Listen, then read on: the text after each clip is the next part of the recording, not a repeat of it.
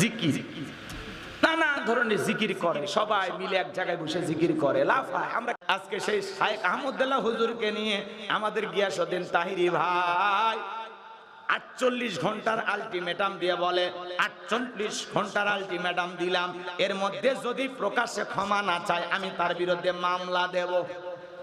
চিন্তা করেন, আজকে একজন আলেম হইয়া যে মতেরই আলেম হোক, কথা বলেন না কেন, আর একজন আলেমকে আপনি আলটিমেটাম দেন, কারণটা কি? সমস্যা হয়েছে, কাছে আসেন, বসেন, ঘরে বসেন, সমাধান করেন। শাইখ আহমদুল্লাহ হুজুরকে প্রশ্ন করা হয়েছে, বিশ্বনবী 40 বছর বয়সে নবুয়ত প্রাপ্ত হয়েছেন, এর আগে রাসূল কোন ধর্মের অনুসরণ করেছেন, এই বিষয়ে শুধু প্রশ্ন করা হয়েছে।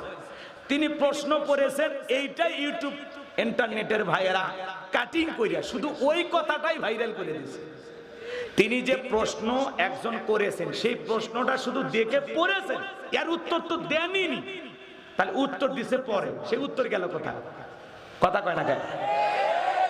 এখন আপনি একজন আলেমের আগে পরে আরো বক্তব্য আছে, আরো কথা আছে, মাঝখানের একটা কথা টানিয়ে নিয়ে গেলে তো বিভ্রান্তি হবে। কথা কয় না? লা তাকরাবুস সালাহ, তোমরা নামাজের ধারের কাছে যাও না। এখন আপনি যদি মনে করেন গোলাম রব্বানী হুজুর এসে গেলো নামাজের ধারের কাছে যাইও না, কত বড় বাটপার হুজুর! আসলে কি তাই? আল্লাহ তাআলা পরে কি বলতেছেন? ওয়া আনতুম সুকারা, মানে কি? নিশাগ্রস্ত অবস্থায়। কথা কয় না?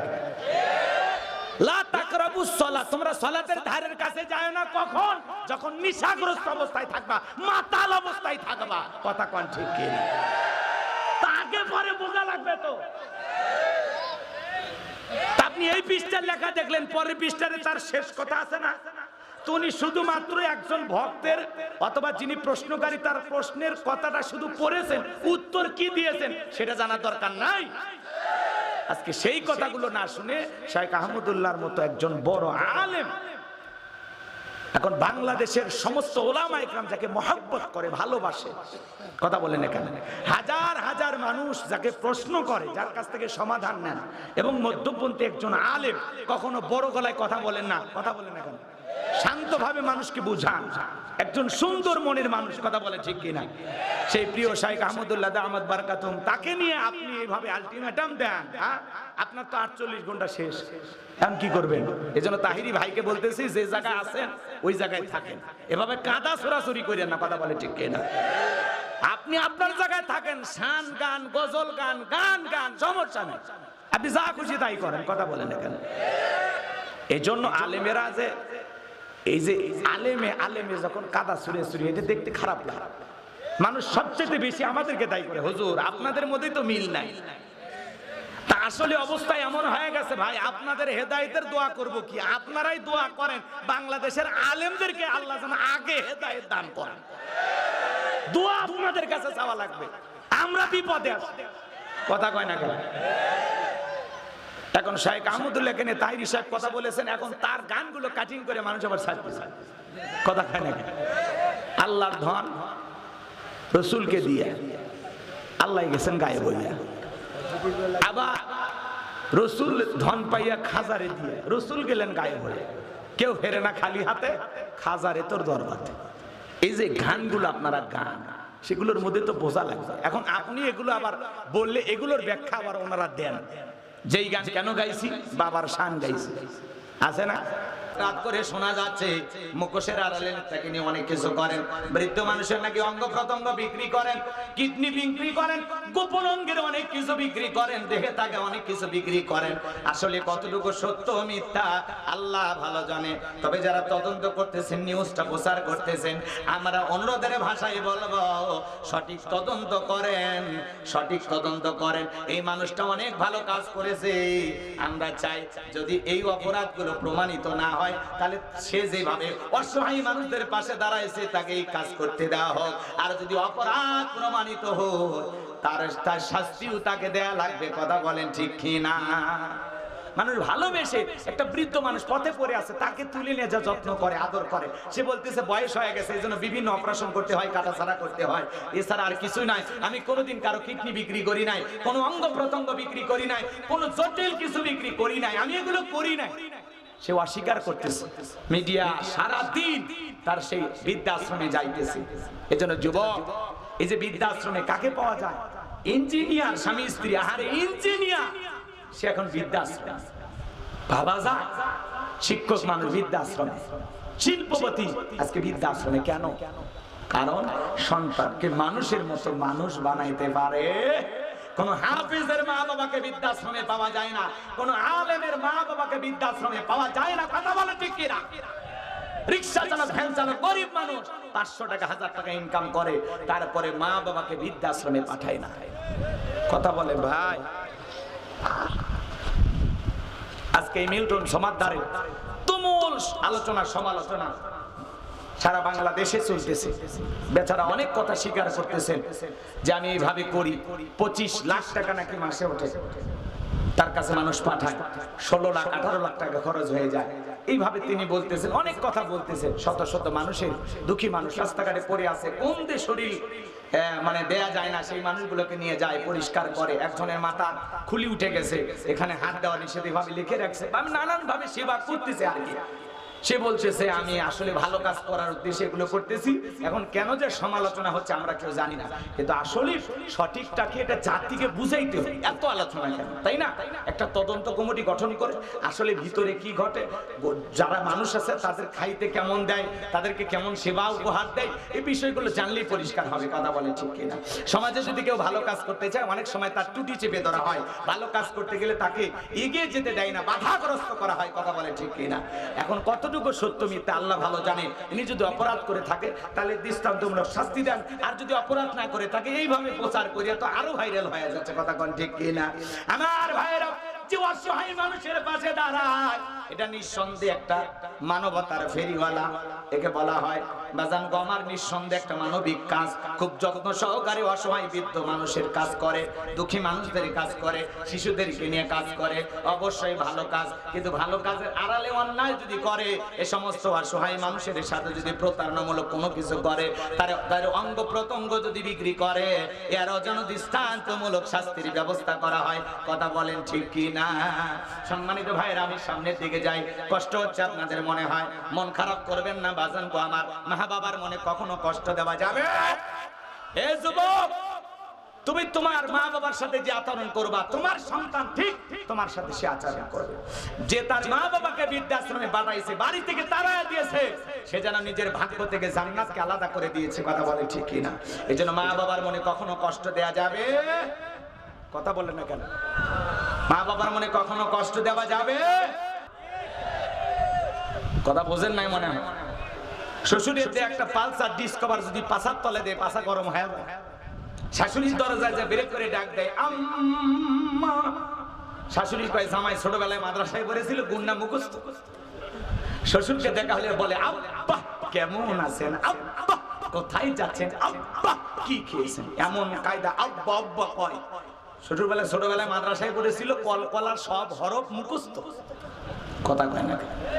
বিয়ের পর এক পালসার পাইয়া শ্বশুর শাশুড়ি হয়ে যায় আব্বা আম্মা, আর মা বাবা হয়ে যায় বুড়া বুড়ি। তোর কপালত নাতিয়ার গুড়ি, মরার পরে ফেরেশতারা বাইরা ফুটে করবে ভুরি, জাহান্নামে হবে তোর বসত বাড়ি।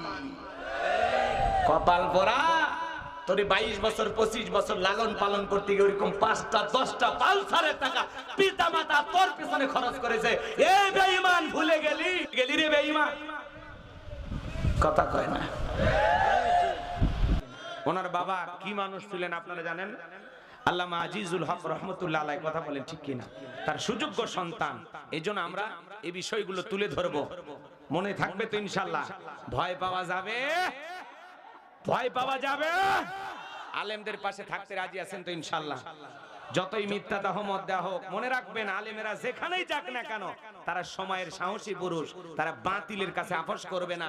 হাসতে হাসতে তিনি আজকে বক্তব্য দিতে গিয়ে বলতেছেন, দেন বিভিন্ন মামলায় দিয়েছেন আমাকে, আপত্তি নাই, যে কোনো একটা মামলায় আমাকে ফাঁসিও দিতে পারেন, আমি মামুনুল হক ফাঁসিতে ঝুলতে রাজি, তারপরে শিরকের সাথে আপোষ করতে রাজি নাই। বলেন আল্লাহু আকবার। এই ধরনের উলামা ইকরাম আমাদের সমাজে প্রয়োজন আছে না নাই? এই যে 3 বছর 1107 দিন, ভালো করে বোঝেন, কারা মুক্তি পড়া হওয়ার পরে আল্লামা মামুনুল হক শাইখুল হাদিস ইবনে শাইখুল হাদিস যাকে মানুষ ফুলের সংবর্ধনা দেওয়ার জন্য পাগল পারা হয়ে গেছে। আল্লাহু আকবার বলেন। 3 বছর পরে কলিজান টুকরা সন্তানরা বাবার কোল পেয়েছেন, আদর করতেছেন, যত্ন করতেছেন। ওলামা ইকরাম সবাই যায় ফুলের সংবর্ধনা দিচ্ছেন। যেই হাতে এক সময় ছিল হাত কারা, সেই হাতে এখনো মানুষ দিচ্ছে ফুলের তোড়া। কথা বলেন ঠিক কিনা? লাল কালিজার শুভেচ্ছা দেওয়া হলো। আমার ভাইরা ফুলের বিছানা পাতা হলো, সেই দিক দিয়ে হেঁটে যাচ্ছে প্রিয় রাহবার শাইখুল হাদিস আল্লামা মামুনুল হক বলেন আল্লাহু আকবার। যতই অপবাদ দাও, যতই মিথ্যা তহমত দাও, আলেমদেরকে মানুষ কলিজা দিয়ে মহব্বত করে। কথা বলেন ঠিক কিনা? প্রিয় শাইখুল হাদিস বক্তব্য দিতে গিয়ে তিনি বলতেছেন, আমি আমার জীবনকে দ্বীনের জন্য, ইসলামের জন্য উৎসর্গ করে দিলাম। বলেন আল্লাহু আকবার। আমি শিরকের সাথে আপোষ করি নাই। আল্লাহু আকবার বলেন। তিনি শিরকের সাথে আপোষ করেন নাই। বলে শিরকের পক্ষে যারা দালালি করেছে তারা শিরককে সাপোর্ট দিয়েছে, আর যারা শিরকের বিরুদ্ধে লড়াই করেছে এরা হলো প্রকৃত ইসলামের ঝান্ডাবাহী বাহিনী। কথা বলেন ঠিক কিনা? এই জন্য 3 বছর কারাভোগ করেছেন, জুলুম সহ্য করেছেন, মাথা নত করে নাই। সময়ের বীর পুরুষেরা এরকমই হয়। আল্লাহ মামুনুল হক তার জ্বলন্ত উদাহরণ। কথা বলেন ঠিক কিনা? আমরা মনে করেছিলাম হয়তোবা তিনি বের হয়ে আর কথাই বলবেন না, নরম ভাষায় কথা বলবেন, অনেকে ভাবতেছেন। কিন্তু জেল গেট থেকে বের হইয়া গাড়িতে যে বক্তব্য দিয়েছেন, আল্লাহু আকবার। আজকে আবার তিনি তার মাদ্রাসায় তাকে যখন সংবর্ধনা দিল, ওলামা ইকরাম সবাই যখন কথা বলছেন, হাতে হাত রাখতেছেন, মুসাফা করতেছেন, তার সাথে একটু হাতে হাত রেখে মুসাফা করার জন্য হাজার হাজার মানুষ ভিড় করতেছেন। বলেন আল্লাহু আকবার। এই জন্য আলেমদের উপরে জুলুম, নিপীড়ন, নির্যাতন হলে সম্মান কমে না বাড়ে? জোরে বলেন, সম্মান কমে না বাড়ে? এই জন্য ভাইরা আমার, হেরে যাবে ওদের হিংসা, জিতে যাবে আমাদের ভালোবাসা। যতই মিথ্যা ট্যাগ লাগাও, মিথ্যা তহমত দাও, আজে বাজে কথা বলো, আলেমদেরকে মানুষ কলিজাতে মহব্বত করে। তার বাস্তব উদাহরণ আল্লামা মামুনুল হক। কথা বলেন ঠিক কিনা? ফুলের আমার ভাইয়েরা অনেকেই নানান ধরনের মন্তব্য করে, নানান ধরনের কথা বলেছে। মনে রাখবেন, হুজুরদের বউ বেশি হতে পারে, কিন্তু বাংলাদেশের কোন আলেম ধর্ষণকারী হতে পারে না। কথা বলেন ঠিক কিনা? আমার ভাইয়েরা, এই জন্য ওলামা ইকরামদের দিল দিয়ে মহব্বত করবেন, ভালোবাসবেন। মিথ্যা রটানোর কিছু মানুষ চেষ্টা করবে, মিথ্যা নিউজ কিছু মানুষ প্রচার করবে, এগুলো বিশ্বাস করা যাবে না। কথা বলেন ঠিক কিনা? কোনো কিছু হইলে কোন নিজের চোখে না দেখে বিশ্বাস করি না, তাহলে আলেমদের বিরুদ্ধে যারা সমালোচনা করে এগুলো বিশ্বাস করা যাবে না। একজন আলেমের কথা বললে ভয় আছে? কথা বলেন, ভয় আছে? তো চেয়ারম্যান ভাই, ভয় পাওয়ার কোনো কারণ নাই, কারণ উনি তো জামিনে মুক্ত। কথা বলেন ঠিক কিনা? উনি এখন মুক্ত আকাশে, 42টা মামলা থেকে তাকে জামিন দেওয়া হয়েছে। কথা বলেন ঠিক কিনা? আর ভয় পাওয়ার কোনো কারণ আছে? উনি শিরকের বিরুদ্ধে প্রতিবাদ করেছিলেন, সেটা আমরা জানি। কথা বলেন ঠিক কিনা? এই জন্য একজন উনি শাইখুল হাদিস, ওনার পরিবারে 72 জনের উপরে আলেম আছে। কথা বলেন ঠিক কিনা? এই ধরনের ওলামা ইকরাম আমাদের সমাজে প্রয়োজন আছে না নাই? তাহলে আলেমদের পক্ষে কারা কারা থাকবেন? 2 হাত তুলে আল্লাহকে দেখান। লিল্লাহি তাকবীর, লিল্লাহি তাকবীর, লিল্লাহি তাকবীর। হাত নামান। ভয় পাওয়ার কোনো কারণ নাই, আমরা আছি। হ্যাঁ, চেয়ারম্যান সাহেব যদি ভয় পায় তাহলে সমস্যা আছে না নাই? আসলে কি শোনেন, আজকে আলেমদের হয়ে 2-1টা কথা বলে অনেকে মানুষের কষ্ট লাগে, এগুলো আবার বিভিন্ন লোক বিভিন্ন ভাবে দেখে। কিন্তু মনে রাখবেন, একজন আলেম অবশ্যই আর একজন আলেমকে ভালোবাসবে, তার পক্ষে কথা বলবে, এটাই স্বাভাবিক। আমরা চোরের পক্ষে সাফাই গাইতেছি না, ডাকাতের পক্ষে সাফাই গাইতেছি না, আমরা একজন হক্কানি ওলামা ইকরামদের পক্ষে কথা বলতেছি। কথা বলে ঠিক কিনা? আমার ভাইয়েরা, ওলামা ইকরামদের জন্য দিল ভরা ভালোবাসা আমাদের থাকবে তো ইনশাআল্লাহ। আল্লাহ কবুল করেন, জোরে বলেন আমিন। বিরক্ত হইছেন আপনারা? তাহলে আমি কি কথা বলতে চাচ্ছিলাম শোনেন। ইসলামের 1 নাম্বার খলিফা কি নাম? হযরত আবু বকর সিদ্দিক রাদিয়াল্লাহু তাআলা। তিনি নেতা হিসেবে কেমন ছিলেন আমি একটু বলবো। আমার ভাইরা গভীর মনোযোগ দিয়ে শুনবেন। বিশ্বনবীর ইন্তেকালের পরে হযরত আবু বকর সিদ্দিক রাদিয়াল্লাহু তাআলা ইসলামের 1 নাম্বার খলিফা হওয়ার পরে তিনি 2 বছর 3 মাস ক্ষমতার চেয়ারে বসেছিলেন। কথাগুলো বোঝার চেষ্টা করবেন। 4টি ঈদের রাত পেয়েছিলেন। একদিন ঈদের রাত মসজিদে নববী থেকে সমস্ত সাহাবীরা বের হয়ে চলে গেছেন। হযরত আবু বকর সিদ্দিক রাদিয়াল্লাহু তাআলা আনহু সিজদায় লুটিয়ে বলে চোখের পানি ছেড়ে দিয়ে কান্না করতেছেন আর আল্লাহর কাছে বলতেছেন, আল্লাহ আগামী কালকে ঈদ, কার ঘরে খাবার আছে কার ঘরে খাবার নাই, কে সুখে আছে কে দুঃখে আছে আমি জানি না। আল্লাহ গো, আমি আমার দেশবাসীর জন্য দোয়া করতেছি, আমার জনপদের মানুষের জন্য দোয়া করতেছি, আল্লাহ এর আনন্দ সবার ঘরে ঘরে ছড়িয়ে দাও। বলেন আল্লাহু আকবার। নেতা কারে বলে? জনগণের জন্য ঈদের রাত্রিতে হাত তুলে আল্লাহর কাছে দোয়া করে বলে, আল্লাহ এদেশের মানুষের ঘরে ঘরে আনন্দ ছড়িয়ে দাও, ঘরে ঘরে সুখ শান্তি পৌঁছায়া দাও। আর আমরা সমাজে দেখি এমন নেতা আছে ঈদের আগে বিদেশে চলে যায় মার্কেট করার জন্য। কথা বলেন ঠিক কি না? আমার ভাইরা সামনের দিকে যায়, হযরত আবু বকর সিদ্দিক রাদিয়াল্লাহু তাআলা দোয়া করে বাড়িতে চলে যাওয়ার পরে তার প্রিয়তম স্ত্রী ডেকে বলে, স্বামী আগামী কালকে ঈদ হবে, কই ভালো খাবার, কই সন্তানদের পোশাক, কই কি কিছুই তো দেখতে পাচ্ছি না আপনার হাতে। হযরত আবু বকর ডেকে বলে, বিবি রে, যেই রাষ্ট্রের নেতা এখন পর্যন্ত জানতে পারে নাই কার ঘরে খাবার আছে কার ঘরে খাবার নাই, সেই রাজ্যের নেতার বাড়িতে এত ঈদের আনন্দ করার কোনো প্রয়োজন নাই। বলেন আল্লাহু আকবার। হযরত আবু বকর সিদ্দিক রাদিয়াল্লাহু তাআলার স্ত্রী ঘর থেকে কিছু জব পাতা খেজুর একটা টোকলা বেঁধে স্বামীর হাতে দিলেন, দিয়ে বলে, স্বামী গো, এগুলো কোথাও বিক্রি করে হলেও সন্তানদের জন্য ভালো পোশাক আর খাবারের ব্যবস্থা করেন। হযরত আবু বকর সিদ্দিক রাদিয়াল্লাহু তাআলা খাবারের টোকলাটা নিয়ে অর্থমন্ত্রী আসলামের কাছে চলে গেলেন, যা বলে, আসলাম রে, এখন পর্যন্ত যে সমস্ত গরিবদের তালিকা অনুযায়ী খাবার পৌঁছায় না, এখান থেকে কিছু টোকলা বেঁধে বেঁধে খাবারগুলো তাদের ঘরে পৌঁছায় দাও। বলেন আল্লাহু আকবার। নেতা কারে বলে? নিজের ঘরের খাবার নিয়ে যা জনগণের মুখে তুলে দেয়। বলেন আল্লাহু আকবার। আদর্শ নেতা কারে বলে? ইসলামিক নেতা কারে বলে? বোঝার চেষ্টা করেন।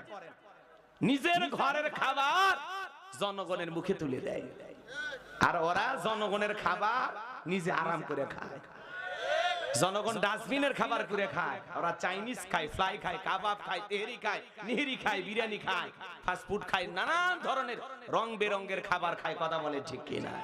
এদেশের এমনও মানুষ আছে ডাস্টবিনের খাবার করে খায়। সমাজে এমনও মানুষ আছে 200 টাকা 500 টাকার বিনিময়ে তার ইজ্জতটা বিক্রি করে পেটের খাবার জোগাড় করে। কথা বলেন ঠিক কিনা? বড় বড় কথা বলা যায়, কিন্তু সমাজে এগুলো বাস্তবায়ন করা কঠিন। কথা বলেন ঠিক কিনা?